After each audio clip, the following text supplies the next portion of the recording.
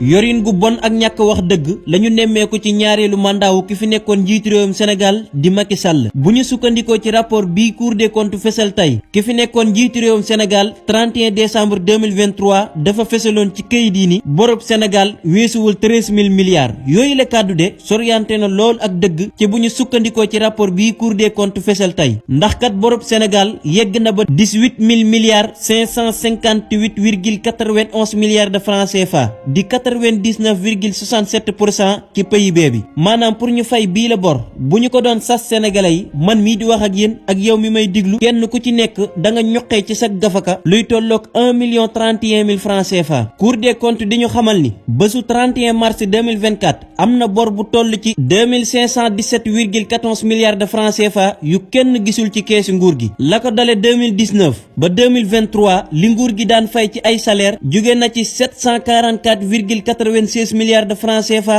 dem ba 1303,50 milliards de francs CFA maanaam yokkute gi dem na ba 74,97% ci ñeenti at képp li nga xam ni nag moom la Macky Sall jaay ci ay barab yoo xam ni doon na wu ko ci maamam sénégalais yépp ko bokk na ci barab yooyu building administratif l'ancien palais de justice le ministère des finances et du budget ak l'école des douanes ak yeneeni barab yu sakkan barab bu ci nekk nag ak njëg ba ñu ko jaay waaye bu ñu gam-gamlee mbooleem barab yooyu yépp seenu njëg dafay toll ci 198 milliards ak lu topp rapport bu Cour des comptes nee na nguurug Sénégal fay na ay bor lu toll ci 238 milliards ngir yeneeni entreprise yoo xam ni bokkul ci nguur gi.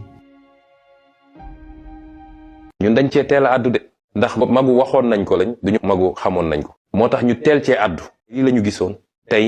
histoire jox nañu dëgg. dañuy wax démb tey doog a egsi firndeel ni liñ doon wax lii la problème yëpp dañ koo anticiper moo tax problème bu am tey ñu ne Sonko waxoon na ko. ñu leen mos a wax nag génn na feeñ na. mosuñoo wax sénégalais yi lu dañ wax ji mun na bëri politique bi ñu essayé jaxase carte gi am ñu leen di bindal ñu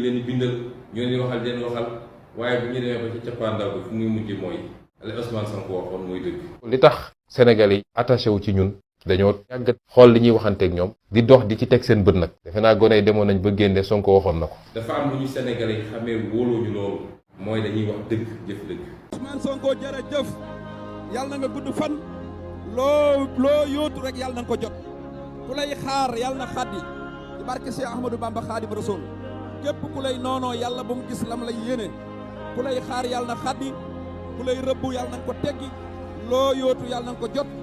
loo sumb yàlla na sotti barke Cheikh Ahmadou Bamba Khadim al Moustapha jërëjëf.